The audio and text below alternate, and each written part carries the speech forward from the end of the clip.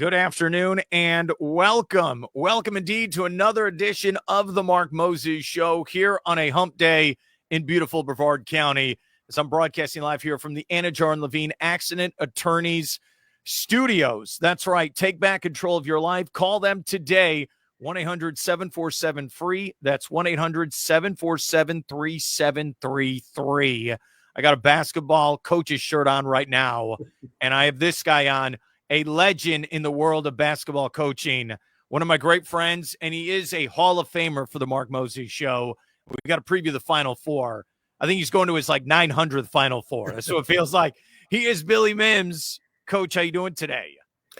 Mark, how can I not be doing great? I mean, it's March Madness at the ultimate pinnacle of college basketball. The tournament is about to end. It's 1 weekend left. 4 teams are still dancing. They're dancing with a cowboy hat and spurs because the Final Four is in San Antonio. And at 8 a.m. tomorrow morning, I'm on a plane from Orlando to San Antonio. I can't believe you actually found a flight. I'm amazed by this. I looked at flights when the Gators won Saturday night. I said, all right, I want to know what the flights are like. So I went online and it was like, all right, fly to Atlanta. Then you get to San Antonio. Was it hard? We'll start here. Was it hard to get a flight to the Final Four? Well, let's put it simply. You're looking for a flight because you're a Gator fan, right? I'm not looking as a fan. I was going to the Final Four no matter what 4 teams showed up to dance. So I booked my ticket quite a while ago. So when I booked on Delta, got a great flight, great seats. I'm looking forward to the journey, and I'm looking forward to 5 days in San Antonio with a lot of my college basketball friends, my cronies. And I think I'm a member of the NABC, which is the National Association of Basketball Coaches. And I think this is about my 30th Final Four that I've been to.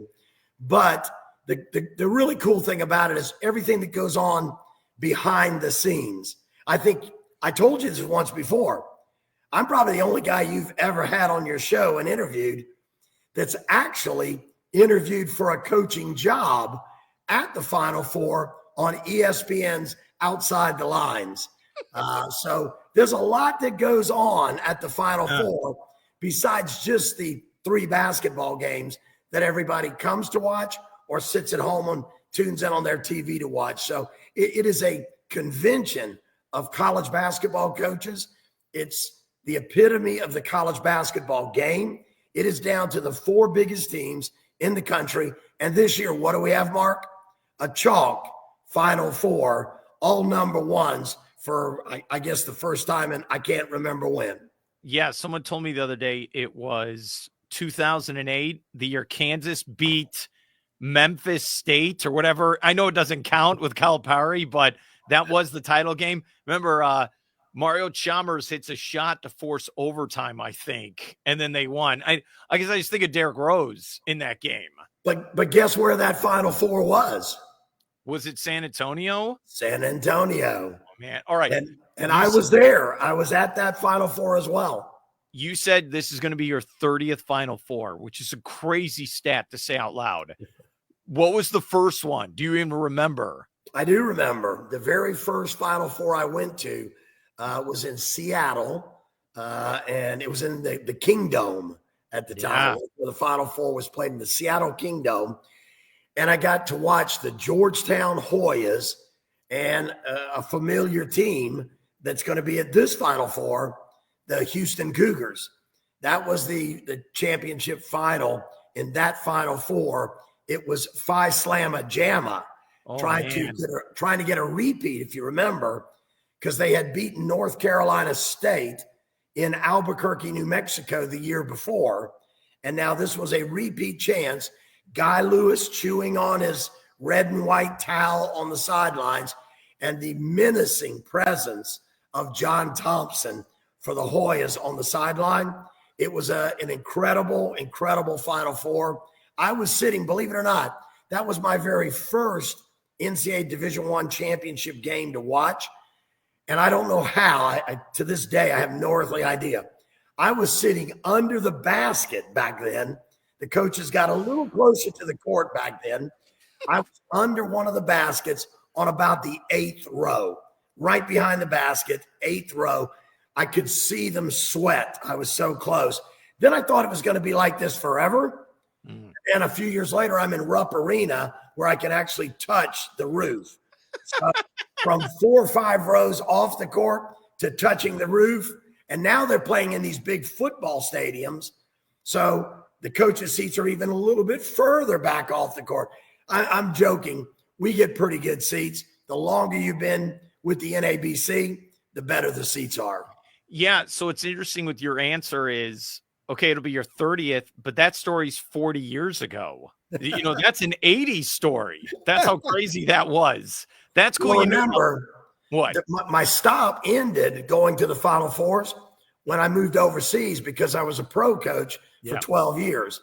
And so when I was overseas as a pro coach, our season was still going on. Professional basketball in America is still going on. NBA doesn't finish until May. Well, it's the same thing in Europe. The pro game is still going on May, early June, like the NBA. So I was still coaching when the college Final Four was going on. So while I was a pro coach in London, England, and then after that, Leicester, England, I just didn't have the time to hop on a plane and come back. I was still a member of the NABC. I was a member at large, so to speak, still joined the organization and still kept my membership alive. But during those 12 years that I was abroad in England, I was not able to come back. So that's the gap. I started out in 1981, 82, something like that. 1982, 83, I believe it was my first. And now here we are in 2025. And with the absence of 12 years I was in Europe, I think this is my 28th, 29th, 30th, something like that. Okay, I got something to show you. So let me make sure I can get this for you. All right. So I'm moving into this like new office. So I was doing some cleaning and looking at different stuff. And I keep everything you've ever given me. So if you look at this right here, right, you gave me the bleacher seat. This is for Final Four Houston 2016. That's what I have. So I have that from you. And yeah, Capital One. Yeah, all over there. I have that. And the one you really gave me, and I kept it. I never framed it, and I have to work on it. So 2019 was the Virginia team. You were in Minneapolis. I remember this. Yep. And you got me the official game program, which I still have sealed in the wrapping. Never opened it because, I don't want to ruin this. I don't even know if they sell. You'll have to find out this weekend. Do they even sell game programs anymore? They do. They actually do. It's crazy to think in this day and age. But, it's such a collector's item. And remember, I got you that Final Four program because of all the time you spent working in Virginia. Yeah. Right down the road from Charlottesville, covering the Cavaliers from time to time. So I knew that you had spent some early days in your career in Virginia. You were a Cav fan. And I said, you know what? I may be here in Minneapolis, Minnesota, and my good friend Mark Moses down there in Melbourne, but I'm thinking about him today. I'm bringing him this program because the Cavs are going to do it. Yeah, and it's funny, and I appreciate that. The other thing you got me, because you're a great friend, and I have to get you something now. The other thing you got me was the Minneapolis Star Tribune. Is that the newspaper? Yeah. And it's the morning after. So I have that. I got to get that framed. Oh. So I have that really is a collector's item. Look, no one else in Florida has that. Okay, no one. And then the best part, my buddy Chris Graham, who covers the Cavaliers, I don't know if I ever showed you. So he wrote a book, like a full book recapping the whole season. So it's a very nice book. It's like 200 pages. So in the back of the book, he talks about the people he wants to thank. So there's a whole page dedicated to me, how, Mark's my friend, and we talked basketball the whole season. So one time, Coach, I was with my friends back in Charlottesville, and we went to the campus, bookstore. Yes, they still have bookstores, kids. They do. So, everyone's looking, oh, I got this. Oh, yeah, watch this. So I went over, found the book, opened it up, and showed it to everyone. And they're like, what is this? One of the coolest moments of my career to impress people that I'm in an actual book. I'm part of history. I like Absolutely. that. Absolutely. Congratulations on that, because not just part of any old history. That's some pretty basketball blue blood history there you were a part of. Oh, and you know what's really sad? I think that's the only time they actually went deep in the tournament during Tony Bennett's term. We won't talk about the record-setting year they had just prior to that, will we? Remember, that coach, is it Odom? Is that his name? He was the coach who was the 16 seed who beat Virginia in 18 at what was it? It's like University of Maryland, Baltimore County. Yeah, UMBC. So he was the coach then. Then he became the coach at Richmond. Now he is the coach of Virginia. Isn't that crazy? So weird, man. It is. You sound like you've been coaching the last couple of years and your voice is going out. Are you doing okay this time of year? Well, you know what it is with me this time of year? One, right now I'm doing a lot of podcasts. Mm-hmm. So I am talking a lot right now. But at the same time, it's pollen season. And the pollen really affects my nasal cavities. And then it just gets congested. And that's why I sound like I have a cold, or either I sound like I shouted at 14 referees last night. But I think you did. Hey, speaking of that, I know what you're going to say. The other night, Detroit and Minnesota in the NBA. Did you see that? I know we're getting to talk about college basketball, but did you see the fight that broke out? And you know my rule. Hey, you know it's every sport. I swear this has always been my rule. I will never start a fight, but if you and me are teammates and someone sucker punches you, I'm standing up for my buddy Billy Mims. That's how I look at fights. How about you? I mean, that was, and the crazy thing about that, obviously, you know, Chris Finch, the head coach of the Minnesota Timberwolves, is a longtime friend of mine. So when I wasn't watching the game, and all of a sudden I'm getting all these beeps on my phone, these alerts, you know, about the brawl at the Palace. And I'm like, whoa, what's going on? And I click into it and I'm like, oh my God, that's the Timberwolves at the Pistons tonight. And I was trying to find, where's Bill Laimbeer? You know, it looked like you're bringing me back to the bad boys. Think about this. That's not even the most famous fight in that building. The malice at the Palace will always be number one because the fans got involved. So whatever you do, you could have 30 guys fighting on the court. It'll never beat the malice at the Palace. I hope you know it. Never beat it. It is. No, I thought, Coach, we're with Coach Mims. I thought you were going to bring up your boy last night, Mr. Joker, 60 points, triple-double, didn't win the game. This guy, can he get some help, please? 60-point triple-double. Excuse me. You're right. Here's the thing. I know that there's people out there that every single day are now debating, is it SGA or is it Joker? I mean, that's it. I mean, the debate is just down to that. It's SGA or it's Joker for the MVP award, right? And I'm sorry, I tend to agree with Michael Malone, right? Michael, not Mike. Remember, you got to get that right. Don't ever call him Mike Malone. Got to make sure we get this. He gets upset by that. He did with a sports reporter one night that said, Mike, what about it? No, it's Michael. So well, you never go by Bill or William. No. Some people call me Billy, and I should go, it's William.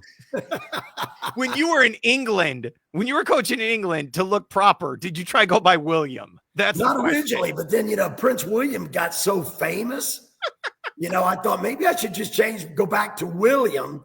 Yeah. So they would confuse me for the Prince and future king. I think when he becomes king, I'm definitely going back to William. All right. I like it. So the question is with Billy Mims, a.k.a. William, Prince William here. Who's the MVP? Is it Joker? No, like, they're both great players. Is it Joker or is it the guard there at Oklahoma City? Well, I saw a stat the other day, and I think I might have even sent it to you.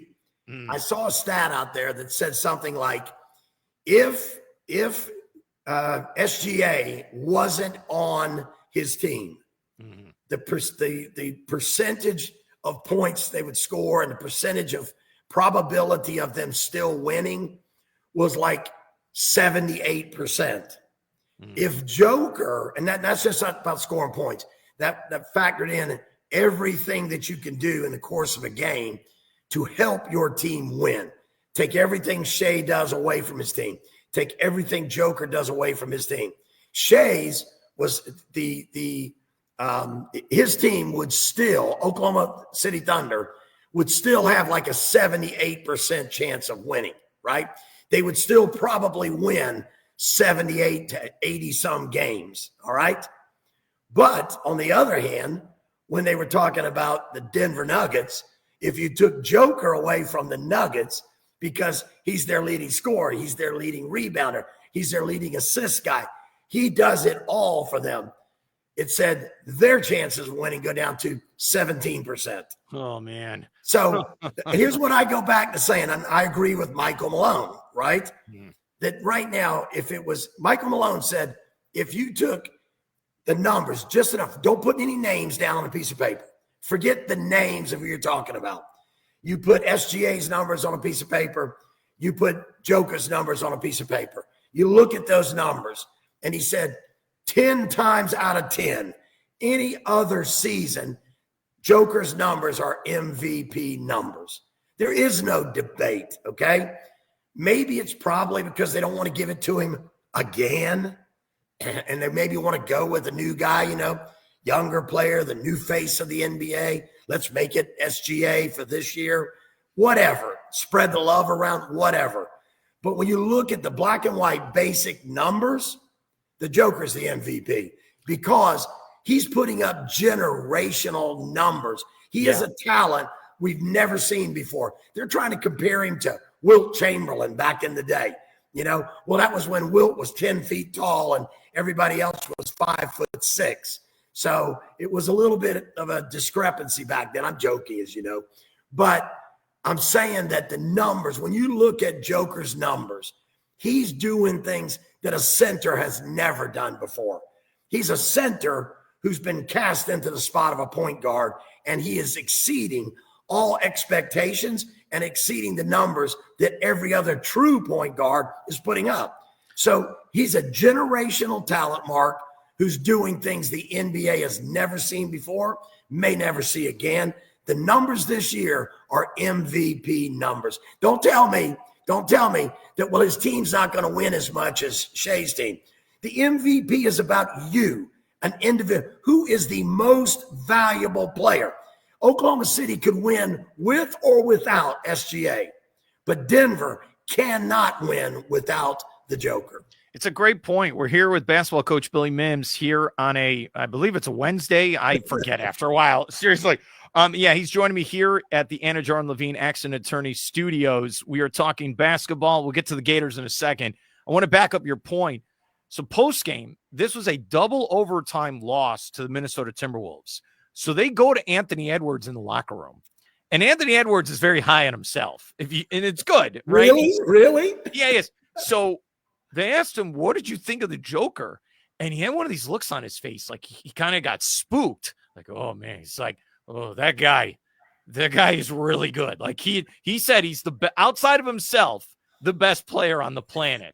Okay. If you are, it's that fear factor. Do you scare the hell out of the other team at all times? You know what my dad always said? And he said, when we go to NFL games growing up, my dad would always say this. He'd be like, Mark, if the other team has to game plan for you individually all week long going into that matchup, that player goes straight into the Hall of Fame. And I agree with him. I imagine every team in the NBA is Joker. What do we do to stop him? And you think of, he was drafted in 2014. He's not young anymore. He's an 11-year veteran. And you look at his body, and this is what I always say, you got to see him play live. He looks like his body. Like you ever playing that YMCA over 40 league? He's that guy, okay? But you forget, TV does not give him justice. He's 7 feet tall, and he's doing these, like he is scary on the court. He's hitting these threes. Again, 60-point triple-double. Anthony Edwards had 34, 10, and 8. Those are Hall of Fame numbers. And Anthony Edwards is like so happy they won at the end. He can't believe it. He can't. I think what's going to happen, I think SGA is going to win it. It's like Karl Malone in 98. They'll give it to someone. They gave it to Embiid 2 years ago. But you can make a case. Joker could have won the last 5. He could have won 5 in a row. Yeah. He is awesome. I think you as a basketball coach, if you got Joker, like, oh, I'll come play for you, I think you'd be crying tears of joy. Like this guy's going to play for me. He could do it all. My question for you is, what do you think of the Western Conference then? Do you think this thing is wide open? I do. I don't know if there is. I don't know what's going to happen. What about you, Coach? Well, I mean, everybody wants to talk about Oklahoma City, right? Because of SGA and the great year he's having, the great year his team is having. But I'm telling you, ever since, a GM that we're going to leave nameless in the city of Dallas, Texas, made the dumbest decision in NBA history. Ever since that happened, the Los Angeles Lakers are the wild card right now. And I don't mean wild card and, making the playoffs as a wild card team like in Major League Baseball. No, I mean the real true wild card, because you're not sure what you can get when you play that wild card. You get dealt a wild card and you're like, well, what's this going to do for me? How's this going to make me better? How am I going to play this card? The LA Lakers are the wild card. They got, arguably one of the greatest players to ever play the game in LeBron James. There's the argument there. Who's the GOAT, LeBron or Mike? Mike or LeBron?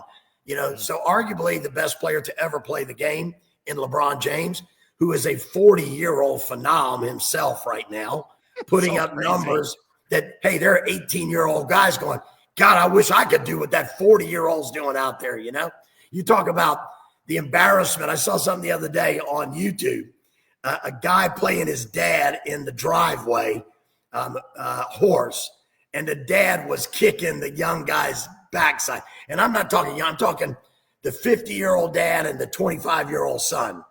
And the 25-year-old's like, Dad, you can't do this. I got you. And of course, the 50-year-old dad is behind the back layups, between the legs, off the backboard, off the side of the garage, in the bucket, killing his son, right? In a horse, just at the end, go away, come back when you're ready. Well, that's what LeBron James is doing right now to all the young kids in the NBA. He's still saying, guys, look, I was doing that 20 years ago. The question is, 20 years from now, can you still do it like me?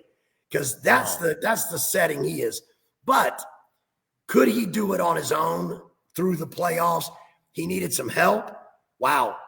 He not only got help, he got the best young player on the planet in Luka Doncic, because look at Luka now. He comes to the Lakers, and Luka now is first in every major statistical category for the Lakers. He leads the team in scoring, rebounding, assist, you name it. 3-pointers made, 3-point field goal. He's leading that team in every major statistical category. And now with the youth of Luka and his talent, his generational talent, and the veteran leadership of LeBron and the great pieces around him, like Austin Rivers, AR-15. Austin Rivers is playing his butt off. I think the Lakers could make a run in the playoffs. Somebody said the other day, the only team that the Oklahoma City Thunder are worried about right now are the Los Angeles Lakers. But the bigger statement came 2 minutes later, and the person they were talking to said, wow, well, I was just about to say the only team the Los Angeles Lakers are worried about is the Oklahoma City Thunder. So it may be that these two juggernauts are on a crash course right now to meet in the Western Conference Final. Wouldn't shock me at all. Wouldn't shock me if the Lakers stay healthy, because, again, with a 40-year-old, you just don't know. If LeBron can stay healthy for the remainder of the season, wouldn't shock me to see them win the Western Conference if Luka's healthy and LeBron are healthy and the other pieces are there. Yeah, and you look at some of these teams. Look, you didn't even bring up Denver. We were just talking Joker. Denver's there. They have the Joker. They'll be a hard out. I saw Houston play in Orlando a couple weeks ago. I like them. They're going to be a hard out. Anthony Edwards with what's called Minnesota. There's so many teams in my head. Hey, the Clippers. Let me tell you something about the Clippers. I know, look, they're probably going to choke like they always do. But the other night they took on the Magic. Hey, you got a healthy Kawhi Leonard, and you could put him on the bench. Then you can let James Harden take over for 20 minutes. So your first round matchup is not going to be easy. No. It is not. So all this. Well, at the West, if you look at the West, Mark, I think the difference between second place and like eighth place or ninth place or maybe even 10th place in the West is only like 3 games difference, 3, 4, 5 games difference. It's, after Oklahoma City, it is a logjam. And right now, again, I've said this for a few years, even though the Boston Celtics have won the NBA championship last couple of seasons, right? The Celtics have dominated the East and they've won it all. But the West is far better as a conference goes top to bottom. There's way more talent. So I've said this even last year. I had this debate with my son. I said in the end that I think why the Celtics beat the Mavs in the finals wasn't necessarily that the Celtics were that much better than the Mavs. I think the Mavs had to go through a gauntlet to get there that wore them out with the teams that they had to beat. They were a lower seed. They were the underdog every series they played, and they had to come from behind to deficits to win each series as an underdog. That gauntlet, I think, wore them out. And, and one big game in Boston that could have gone the Mavs' way didn't, and that catapulted the Celtics to a championship. But the Celtics had a much easier run to get to the finals. Right now, the East, you can say the beast of the East is in Boston, but really they might as well be a puppy dog because you don't need a beast to win the East right now. I don't know about you, Coach Mims. So HBO has this like fantastic documentary, The History of the Celtics. So, all right, here's what happened to me. So I was listening to other radio shows and they're like, oh, it's amazing. You got to watch it. All right. So here are my thoughts before you give yours. We're here with Billy Mims. So I've seen multiple documentaries already on the history of the Boston Celtics, and they are royalty when it comes to the sport of basketball. And they're one of the biggest brands ever in North America. They are. I give them all the props. I've read books, like even all these different basketball books. I know all this stuff. So I got through the first episode and I kind of felt like, yeah, I got it. I'm not a fan of the Boston Celtics. Like, I respect them. I don't know if I could sit through 10 episodes of this, how great they are. Okay. And again, I love it. I love this stuff. Have you gotten a chance to watch it so far? I have watched some of it because I did kind of grow up a Celtic fan. Mm-hmm. When I was a young kid and really first started getting into basketball, remember I grew up on Tobacco Road. I was an ACC college basketball fan. I pulled for the North Carolina State Wolfpack back when David Thompson and Monty Tao and Tom Burleson won the national championship, and Norm Sloan was the coach. I was a Tar Heel fan in the big days of Dean Smith, and Phil Ford was his point guard playmaker. And, then you go to the years where they had Sam Perkins, James Worthy. They had it seemed like they had an NBA Hall of Fame starting 5 playing college basketball. But when it came to the NBA in my early days, I only had one team that I wanted to watch, and that was the Celtics. I remember watching Hondo Havlicek. I loved the fire and the passion, the grit that he played with.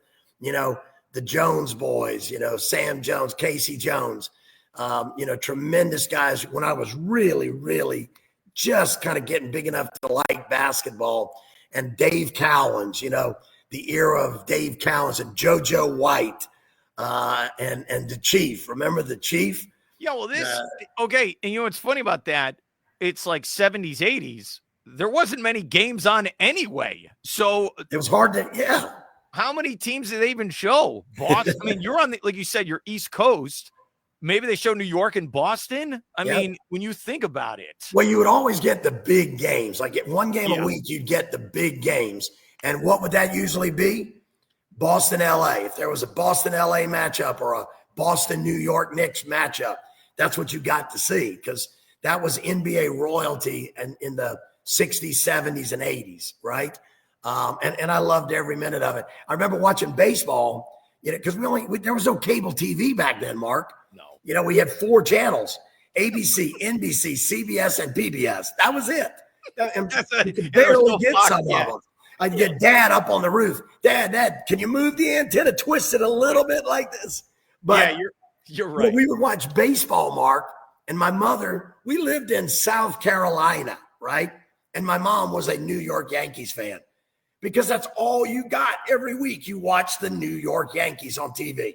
That's all you saw. So when it came to basketball, I felt like the only thing I ever got to watch was the Boston Celtics.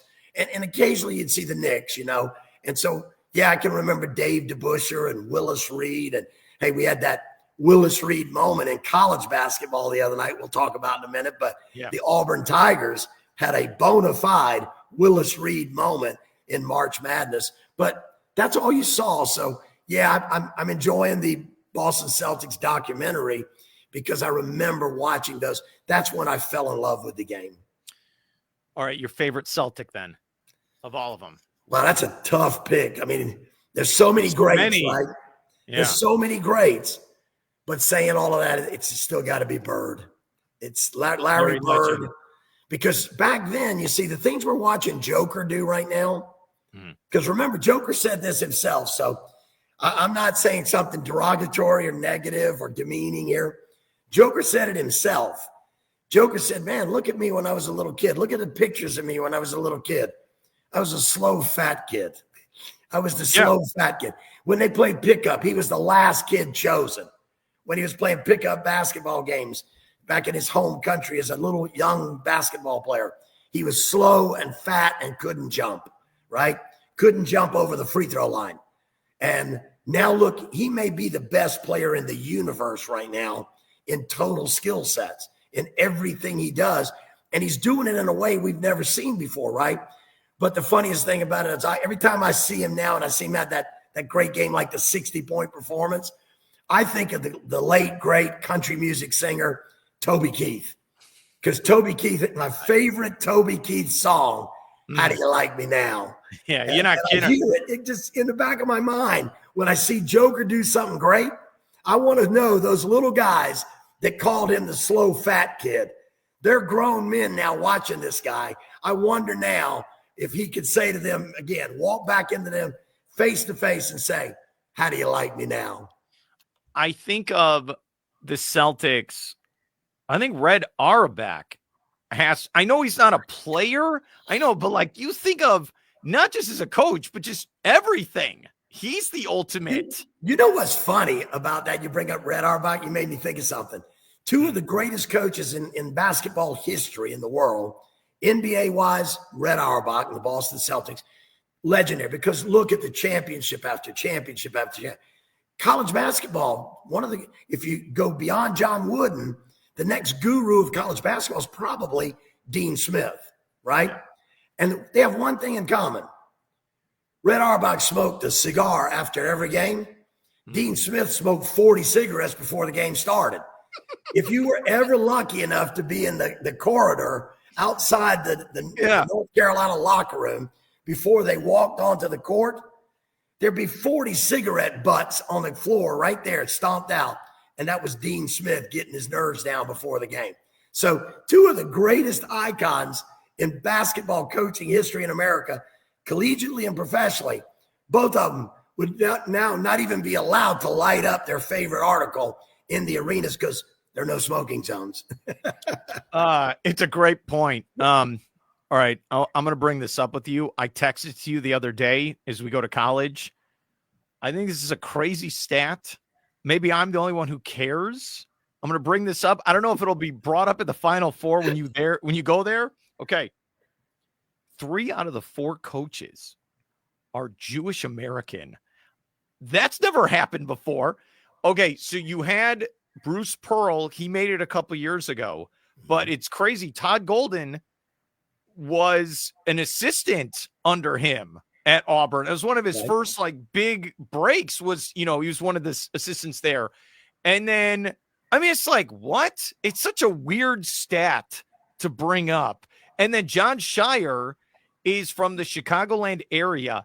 I think he won Mr. Basketball when he played there in high school. And then remember, he played under Coach K at Duke. And he was in I always say this. I believe he's in the famous game when they took on Butler and Gordon Hayward missed the half-court shot at the buzzer. I think he was on that team. So it's just a weird stat that you never think about. But 3 out of the 4. I know, look, Calvin Sampson's a great coach as well at Houston. I like their team, but it's like, it's weird.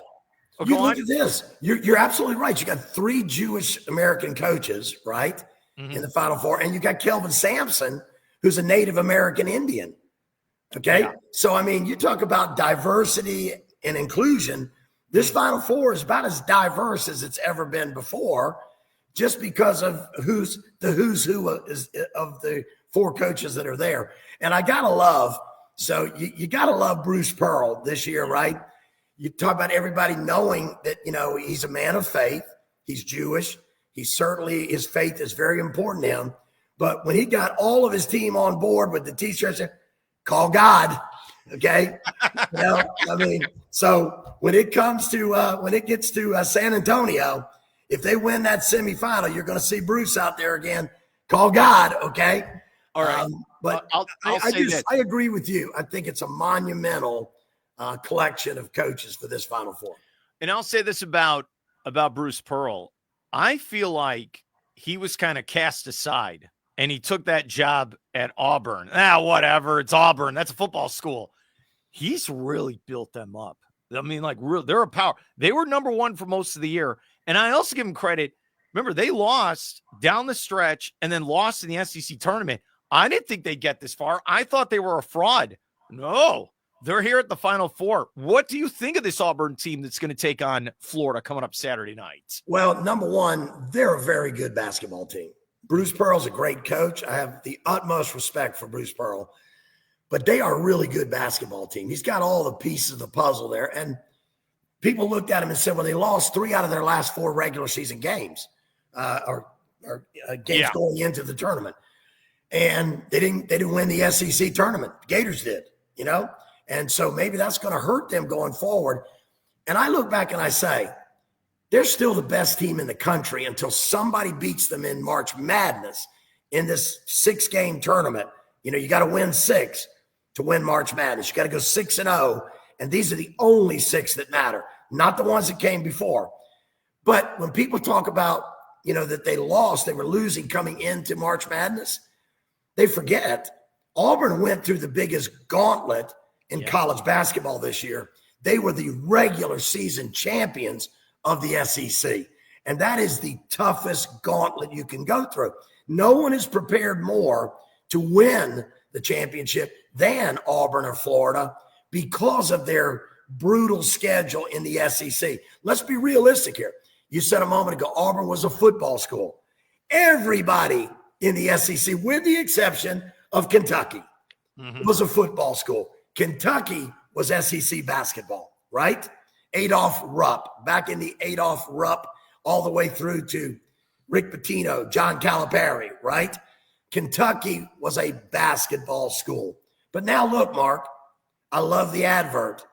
In the SEC, it just means more. Yeah. And now they took that mentality and they've taken it across the board to everything they do in the SEC. The SEC now dominates college athletics. They're dominant in football. When it was a 4-team playoff, it was really the SEC Invitational. Now that it's expanded to 12 teams and probably heading to 16, it's still predominantly an SEC Invitational because the best of the SEC are always going to be there. If you look this year, and I grew up an ACC basketball fan, how many teams the ACC get in the tournament this year? Not even one hand, right? 4? 4, right? Yeah, good. How many did the SEC get in? A record-setting 14. 14 teams. 14. Right? 14 were good enough to dance, but 1 was good enough to win that gauntlet, and they were known as the Auburn Tigers. And as Charles Barkley said, what did he say? War damn Eagle. Barkley being an Auburn guy, obviously he's going to be pulling for Auburn in the Final Four. But I'm telling you, Mark, they have the best player, in my opinion, next to, Cooper Flagg might be the all-around best player in college basketball this year, which is kind of unusual to see a freshman, to actually take that role. but he's probably going to be the number one draft choice in the NBA, which means he's the best player in college basketball, according to all the NBA scouts and coaches. But saying that, Johni Broome might be the most important player in the Final Four, because if Broome is healthy, Auburn might be unbeatable. If Broome is not healthy, then anybody has a shot at Auburn, because it revolves around Johni Broome. Okay, you saw, we talked about a minute ago, the Willis Reed moment. Late in that ball game, Auburn were putting them away. They were doing great. They had Michigan State where they wanted them, right? They had to go, you talk about the SEC gauntlet. I tell you, they also had the toughest bracket in March Madness. That region, to me, the South, was the toughest region to get through, right? Look who they had to go through. Auburn went through Creighton. Auburn went through Michigan. Auburn went through Michigan State to get to the Final Four. That is a pretty doggone tough path for them, right? And if you look at it, with a healthy Johni Broome, they may still be the best team in college basketball. When he had that moment against Michigan State, he went out of the game, and all those Auburn fans took a gasp. Bruce Pearl, when I thought of something as he was walking off the court, Bruce went right to him. And the first thing, Bruce, are you okay? Are you okay? And he shook his head and he said, no, right? The first thing he said was no, because he was in a lot of pain. He wasn't sure what was wrong. He just knew he was hurting, right?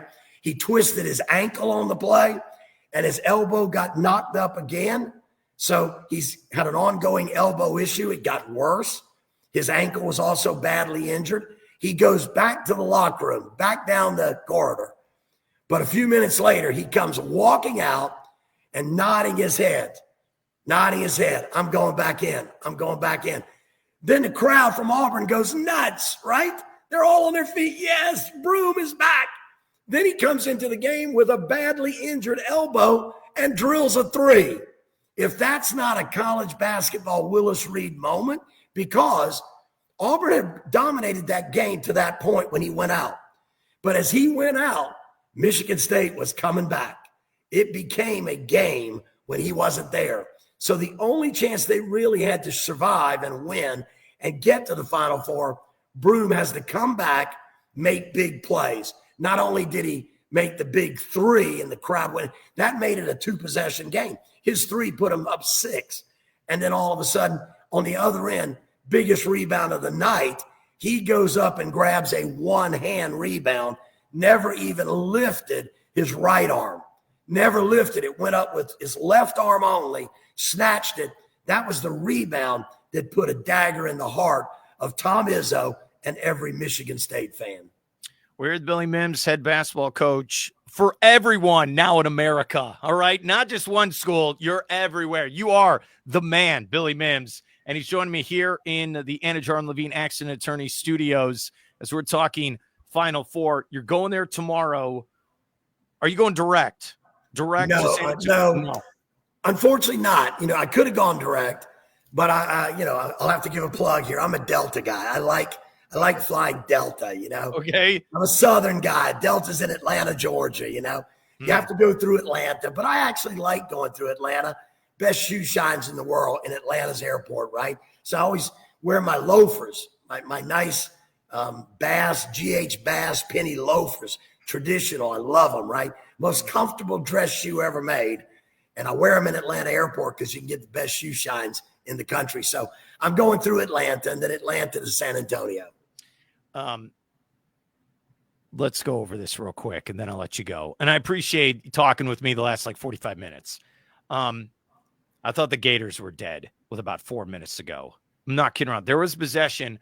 So, and I've been doing this all week. I want to go over this with you. So off the top of my head, at the 8-minute mark, Texas Tech went on a 12-2 run. It was a tie game. They went on a 12-2 run. They punched Florida right in the mouth, and they attacked. Toppin kept getting these layups easy at the rim. They kept scoring.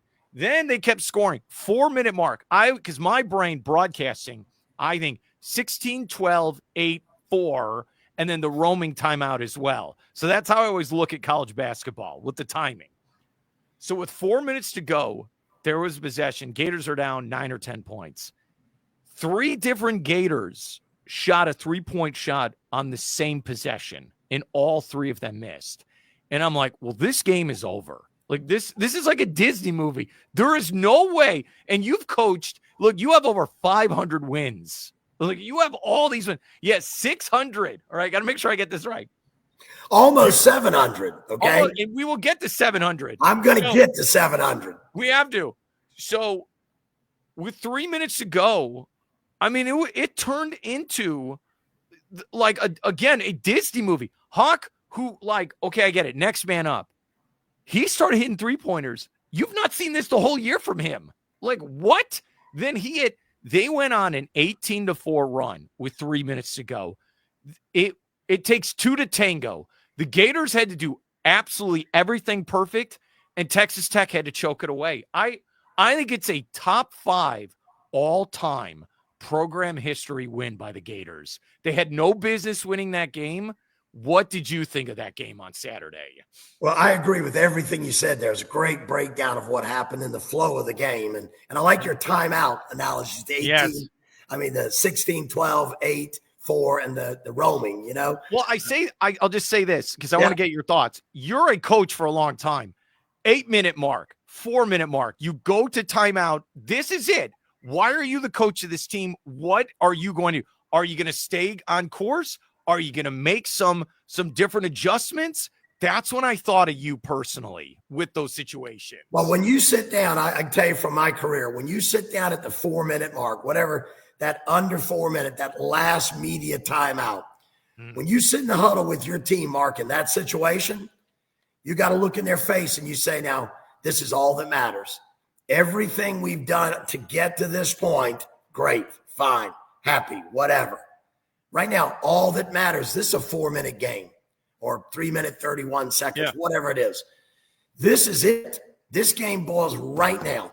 We can win this game right now or we can lose this game right now. And I guarantee both coaches were in their huddle saying the exact same thing, right? We can win this or we can lose this. Excuse me. I need to change myself here. Yeah, no, you got it. Look, that's why I always have the water ready to go. Oh, man. I get it. We've been talking for 45 minutes. It's that pollen is still in the air. But so here's where I looked at that last 4 minutes, right? There's 2 things. Clayton was amazing, okay? I thought he played really, really well down the stretch. And, of course, as you mentioned, as you said, when has he shown up and played like that all season?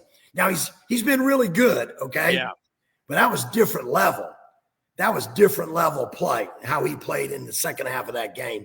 And, he was that little kid that dad took him to the church gym every morning, 6 a.m. to shoot baskets in the hopes that there was going to be somebody there from the Gators because he wanted to be a Gator, And now he is. It's like this is all a dream come true to him and his family, growing up a Gator fan and now being a Gator and helping put them in a position to win a national championship.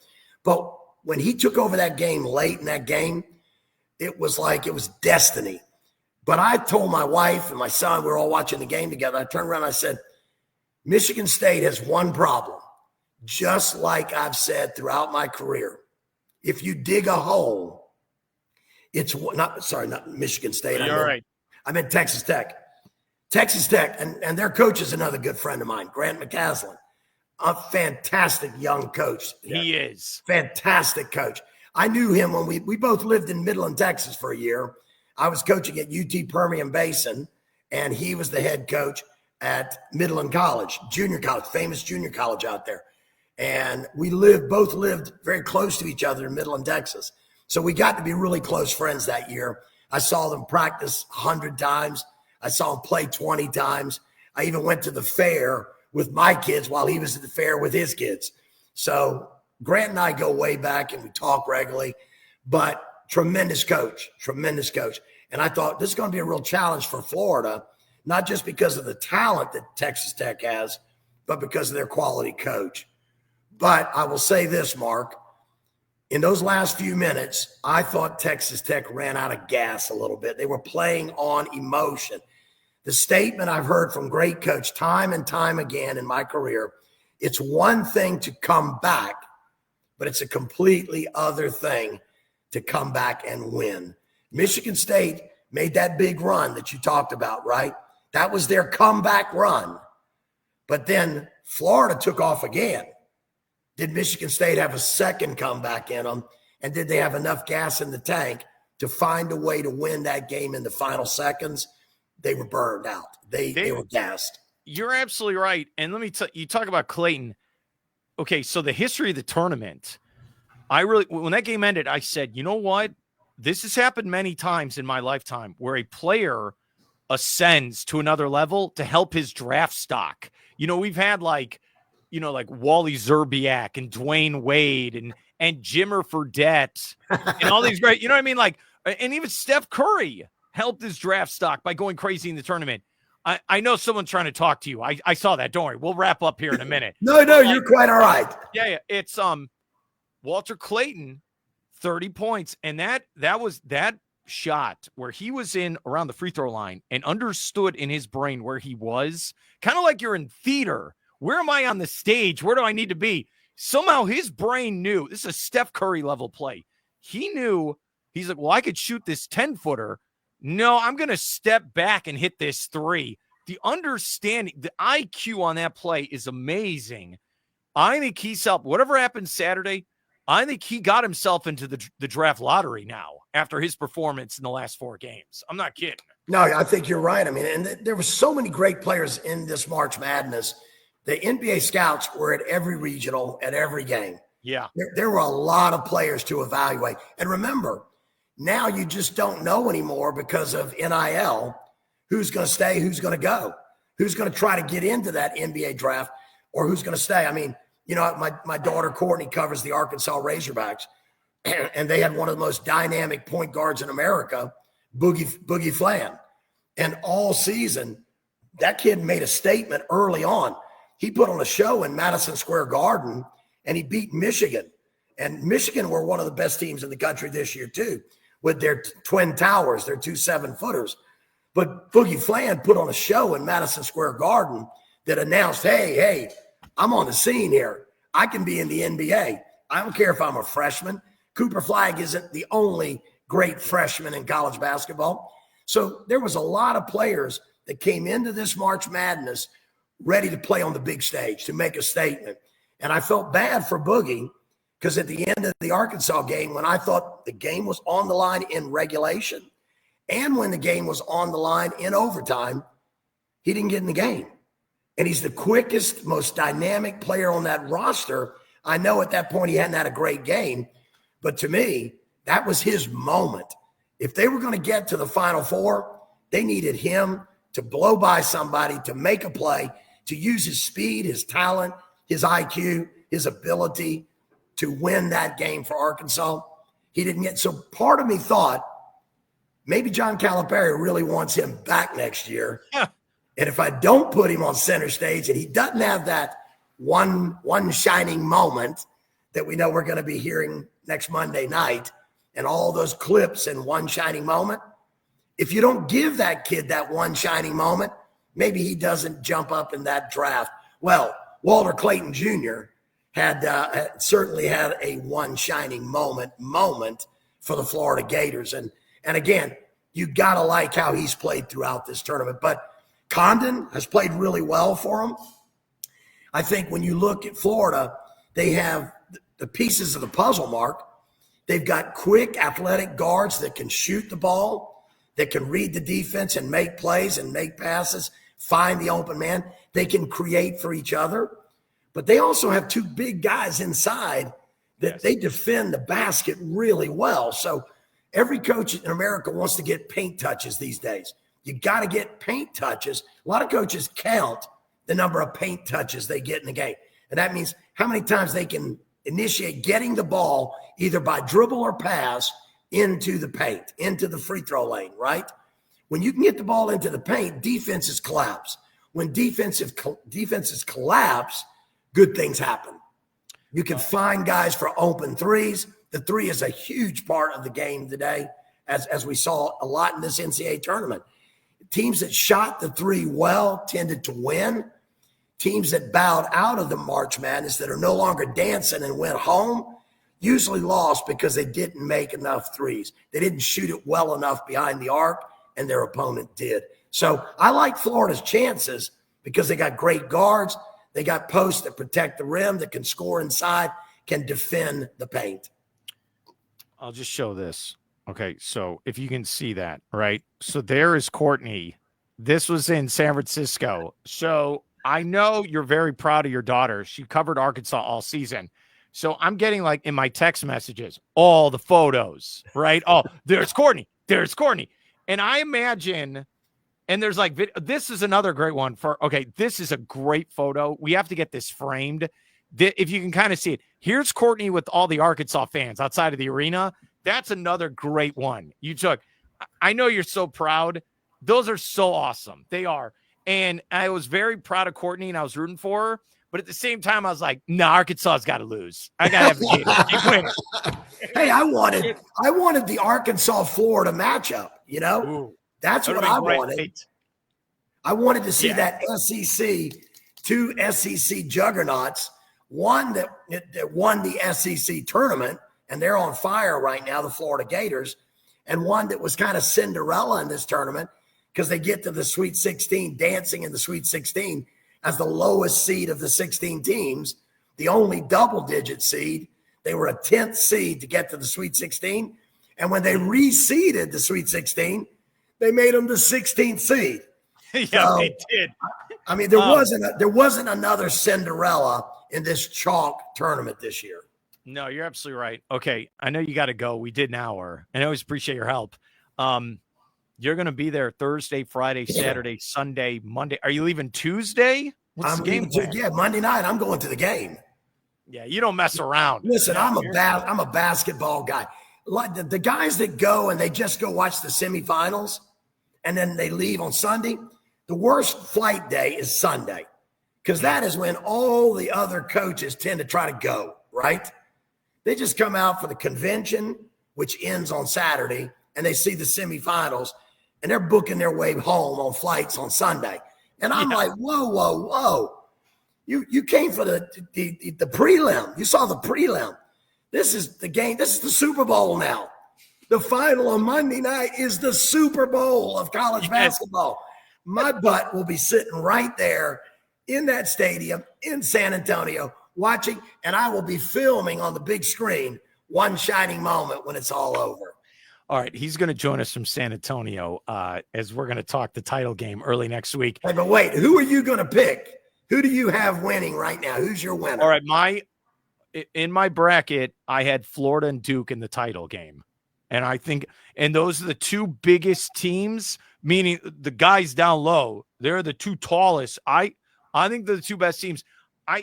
I'm a little hesitant with Florida. I feel like a cat. You have cats, Tango and Cash. I know. So you have a cat too. I do. So I think you always make that joke, 9 lives.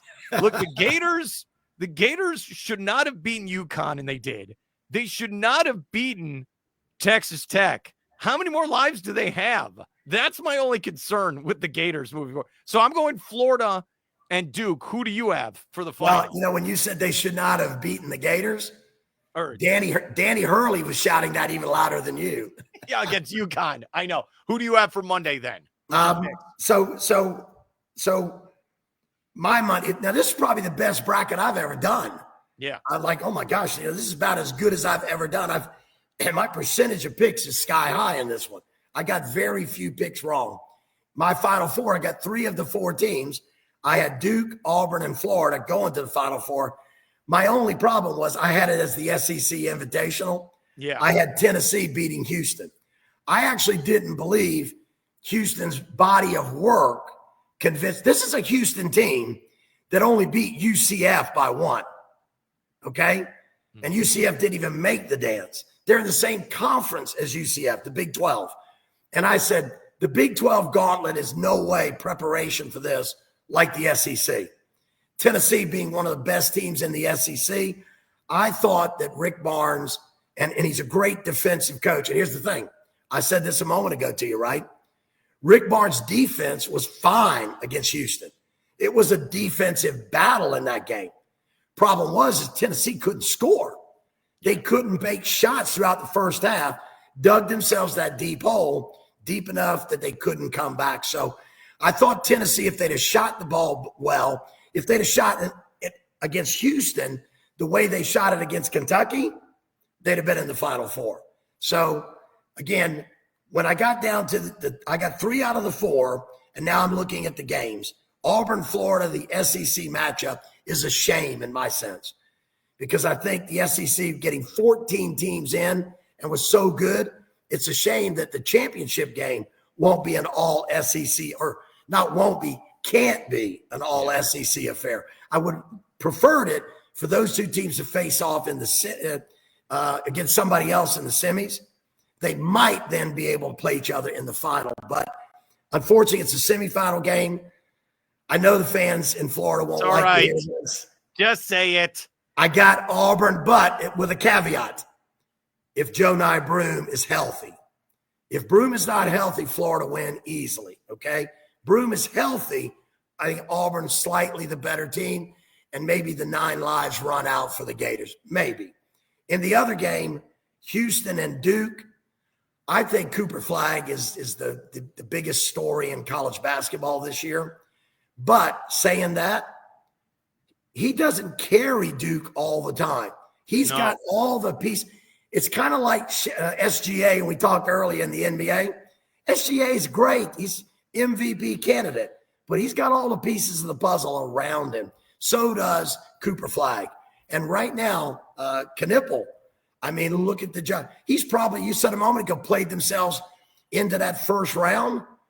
Well, I think that Duke right now has at least 2 first-round draft choices, maybe even 3. So they've got the talent to win a game against Houston. Houston has all the pressure on them. It's in Texas. They're going home to Texas.